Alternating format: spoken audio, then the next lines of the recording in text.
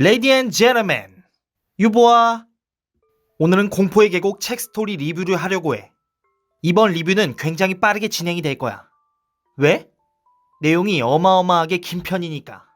그래서 아주 집중, 초집중해서 들어줘야 한단 말이지. 자, 그럼 바로 시작해보자. 유니크 보이스. 공포의 계곡은 크게 1장과 2장으로 나눠져 있어. 1장은 현재 시점, 2장은 과거 시점. 오케이? 1장은 현재 일어난 사건을 홈즈가 해결하는 부분이야. 이야기의 시작은 셜록 홈즈에게 어느 편지 하나가 도착하면서 시작이 돼. 그 편지는 폴록이라는 가명을 쓴 사람이 보내온 편지인데, 그 폴록이라는 자는 셜록 홈즈의 영원한 라이벌 모리어티 교수의 부하라고 볼 수 있지. 그런데 그 편지의 내용이 심상치 않아. 바로 어떤 암호문이었던 거지. 홈즈와 왓슨이 이 암호문을 푸는 내용이 나름 재미있어. 그 암호문이 담고 있는 내용은 벌스톤에 살고 있는 더글라스라는 인물이 위험에 처해 있다는 내용이었어. 그 암호문 해독을 마친 타이밍에 맥도너드라는 형사가 홈즈를 찾아오지. 그런데 맥도너드가 가져온 소식 또한 더글라스의 살해 소식이었어. 이 살인사건에 있어 뒤에 큰 어둠의 그림자가 있다고 생각이 들어서 홈즈, 왓슨, 맥도너드는 바로 벌스톤으로 출발하게 돼. 벌스톤으로 이동하는 동안 당시 사건 수사를 맡았던 화이트 메이슨 경감이 맥도너드 형사에게 보낸 편지를 같이 확인을 해. 당시 상황을 간단히 설명하는 내용과 사건 현장으로 홈즈와 같이 와달라는 내용이었지. 그들이 벌스톤에 도착했을 땐 이미 살인사건으로 인해 더글라스가 타는 영주관은 사람들에게 관심 대상이 되어 있었어. 여기서 알아둬야 할 것은 그 영주관에 살았던 인물들. 더글라스 부부와 존 더글라스의 오랜 친구인 세시 바커, 그리고 아메스 집사, 앨런 부인. 이 정도는 여러분들도 알아둬야 할 거야. 사건의 내용은 이랬지. 작은 시골 경찰서에 세시 바커가 찾아와 더글라스의 죽음을 알리지. 그래서 당시 경찰서에 있던 윌슨 경사와 세시 바커, 그리고 집사가 사건 현장을 확인하지. 사건 현장은 끔찍했어. 시신의 상태는 얼굴에 산탄총을 맞았고 처참하게 드러누워 있었지. 시신의 상태를 확인하기 위해 의사도 도착해서 세시 바커와 윌슨 경사, 그리고 의사는 좀 더 현장을 자세하게 살펴보게 돼. 범인이 언제 영주관으로 침입했을지의 대략적인 시간과 시신 곁에 떨어져 있는 의문의 메시지가 담긴 카드, 그리고 결혼 반지가 사라진 점, 이런 것들을 확인하게 된 거야. 그리고 더글라스 팔에 찍혀있는 의문의 낙인이 있었는데 세시 바커와 집사는 이 낙인이 있었다는 걸 알고 있었고, 그것을 처음 본 윌슨 경사는 그냥 대수롭지 않게 받아들여. 사건이 심상치 않다고 느낀 윌슨 경사는 화이트 메이슨에게 연락하게 되고, 화이트 메이슨도 사건 현장을 확인한 후에 맥도널드 형사에게 연락하여 도움을 요청하게 된 것이지. 그리하여 홈즈, 왓슨, 맥도널드는 현장에 도착해서 화이트 메이슨의 안내를 통해 사건 현장을 둘러보게 돼. 홈즈는 현장을 유심히 살피는데 이전에 확인되었던 의문의 카드, 팔의 낙인 자국도 보고 창가의 발자국과 핏자국, 그리고 하나밖에 없는 아령도 확인하게 되지. 바로 그때 세실 바커가 홈즈 앞에 나타나 의문의 자전거가 숲에서 발견되었다고 전하며 이것은 범인의 것이 분명하다며 호들갑을 떨지. 우선 이런저런 상황을 중단하고 홈즈와 형사들은 집안 사람들의 이야기를 직접 들어보지. 이때 세실 바커를 통해 더글라스는 굉장히 비밀이 많은 사람이고, 더글라스를 통해 우연히 들은 이야기로는 그가 미국의 어느 큰 조직에게 쫓기고 있는 것 같다고 바커는 말했지. 그리고 더글라스 부인에게도 남편이 어떤 위협을 당하고 있지는 않았는지 물어보기도 해. 하지만 부인도 자세히 들은 내용은 없고, 남편이 과거에 살았던 공포의 계곡이라는 말과 몸주인 맥긴티라는 말을 한 적이 있다고 말해주지. 이런 내용들과 사건 현장의 흔적들을 보고 홈즈는 추리를 시작하는데 뭔가 이 상황이 전혀 맞아떨어지지 않는 듯한 느낌을 받게 돼. 그 와중에 왓슨은 세시 바커와 더글라스 부인의 이상한 행동을 보고 불륜으로 의심하고 세시 바커가 범인일 수 있겠다고 의심을 하게 되지. 그리고 형사들은 자전거의 행방을 쫓아 수사를 했고, 홈즈는 사건 현장의 방에서 밤을 지새우며 개인 조사를 진행했어. 밤새 조사를 하고 온 홈즈는 형사들과 왓슨에게 뭔가를 알아낸 듯한 느낌을 풍기지. 일단 홈즈는 세시 바커에게 편지 한 장을 써서 보내. 내용인즉 사건의 중요한 증거물을 찾을 수 있을 것 같다며 내일 해자의 물을 빼내야겠다는 내용이었어. 그리고 그날 밤 홈즈, 왓슨, 형사들은 성 주변에서 몰래 잠복을 해. 그런데 어느 의문의 그림자가 등장해 물속에서 무언가를 꺼내는 게 목격되지.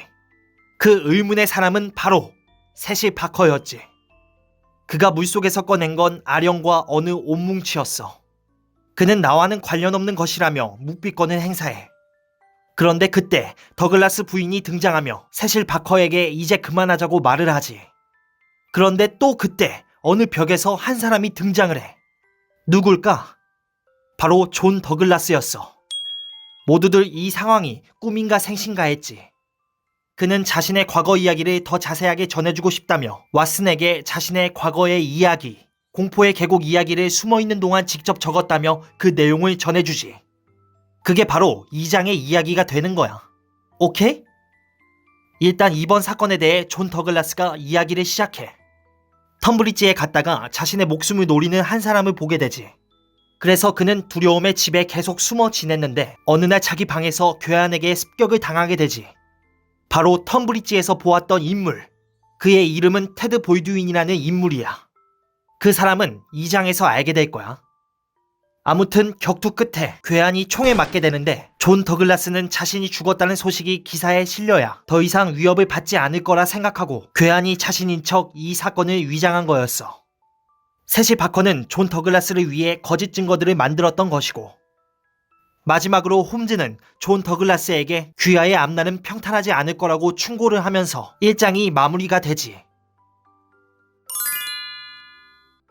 앞서 말했듯이 2장은 과거의 시점으로 돌아가지. 마치 주홍색 연구와 비슷한 느낌이지. 처음은 어느 기차 안에서 시작돼. 그 중에 우리가 주목해야 하는 인물이 한 명 있어. 그의 이름은 맥모도. 그는 시카고에서 대자유인단이라는 집단의 회원이었어. 성격은 재미있고 끼가 많은 인물이었지만 한번 화가 나면 굉장히 무서운 인물이었지. 그는 시카고에서 큰 사고를 치고 현재 도망가는 상황이었어. 그는 기차 안에서 같은 대자유인단 원인 스켈런이라는 인물을 만나게 돼. 그는 범이사 지부의 회원이었어. 그리고 스켈런을 통해 범이사 지부 대자유인단의 대장 맥긴티라는 인물의 존재를 듣게 되지. 그렇게 범이사에 도착한 그는 셰프터라는 사람이 운영하는 하숙집에서 지내게 되는데, 셰프터의 딸 에티라는 여자를 보자마자 맥모도는 사랑에 빠지게 돼. 그리고 하숙집 주인 셰프터는 맥모도에게 범이사의 대자유인단의 실체를 알려주게 돼. 거기에서 대자유인단은 스카우러 단이라고 불리고 살인 집단이라는 사실을 듣지. 하지만 맥모도는 자신이 아는 대자유인단은 그런 집단이 아니라며 그 이야기를 받아들이지 못해. 그리고 어느 날 맥모도는 에티를 만나 사랑을 고백하는데 알고 보니 에티는 원치 않는 사랑을 하고 있었어. 그래서 거절 아닌 거절을 하지. 그렇게 이야기를 나누고 있는데 한 남자가 등장해. 에티를 좋아하는 대자유인단원, 바로 테디 볼드윈이었어. 두 사람은 에티를 사이에 두고 신경전을 벌이지. 에티는 볼드윈이라는 인물이 어떤 일을 일으킬까봐 두려워해. 그래서 이 상황을 잠재우기 위해 맥모도는 드디어 대장 맥긴티를 찾아가. 유니언 하우스라는 곳에 간 맥모도는 스카우러 단들이 몰려있는 것을 보게 돼. 그 사이에 거구의 사내가 서 있었지. 그 사람이 바로 대장 맥긴티. 맥모도는 맥긴티에게 스켈런 형제로부터 듣고 찾아왔다고 말해. 맥긴티는 그런 맥모도의 저돌적이고 당돌한 모습을 보고 당황해하면서도 굉장히 마음에 들어하지. 그런데 그때 볼드윈이 나타나. 맥모도와 볼드윈이 상황을 맥긴티에게 말했는데 맥긴티는 그냥 여자의 선택에 맡기라고 말을 했어. 그러자 볼드윈이 건방지게 대들었다가 목숨을 잃을 뻔해. 그 모습을 본 맥모도도 맥긴티의 무시무시한 힘을 느끼게 되지. 결국 맥긴티의 말 한마디에 맥모도와 볼드윈은 강제 화해를 하지. 그리고 맥모도는 스카우러단 토요일 모임에 참여하면서 정식 일원이 되지.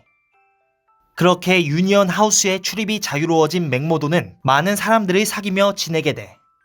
그런데 어느 날 마빈 경감이라는 광산 경찰이 그곳에 등장을 해. 그는 범이사의 새로운 광산 경찰이었는데 그곳에 있는 맥모도를 알아보지.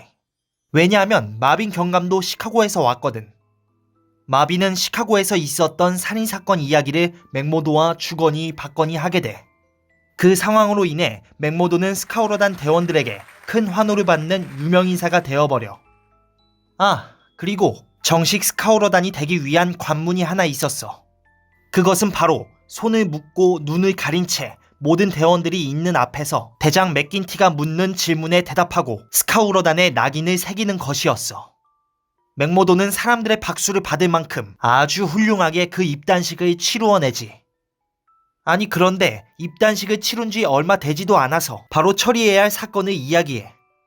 자신감이 넘치는 맥모도는 바로 자기도 가겠다며 지원하지.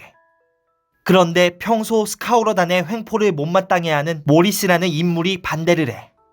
하지만 맥긴티의 포스에 바로 깨갱. 바로 인원을 정해서 작전을 실행하러 가는데 거기에 볼드윈, 맥모도도 함께 참여해. 그들은 건물을 습격했고 난장판을 만들어버리지. 볼드윈이 몽둥이로 엄청 두들겨 패는데 너무 심하다 싶어 맥모도가 그 상황을 말리고 다른 사람들이 들이닥치기 전에 모두 도망을 치게 돼. 그렇게 하루가 지났어. 아침 신문에는 이미 어젯밤에 있었던 사건이 올라와 있었지. 역시는 역시인 건가? 마빈 경감이 들이닥쳐 어제의 사건을 캐내기 위해 맥모도를 잡아가지. 하지만 대자유인단은 맥모도에게 알리바이를 만들어주고 손쉽게 풀려나도록 만들어. 역시 무서운 집단이야. 맥모도는 그 사건 이후 승진이 더 빨라졌어. 그래서 많은 선배들은 못마땅해 했지. 하지만 티를 못 냈어. 왜? 실세가 되어버렸으니까. 그런 후에 스카우러들은 많은 살인을 저질렀어. 맥모도 또한 합류해서 사건을 같이 처리하기도 해. 책의 이 부분에서 스카우러단의 잔인한 살인 행위를 볼 수 있었지.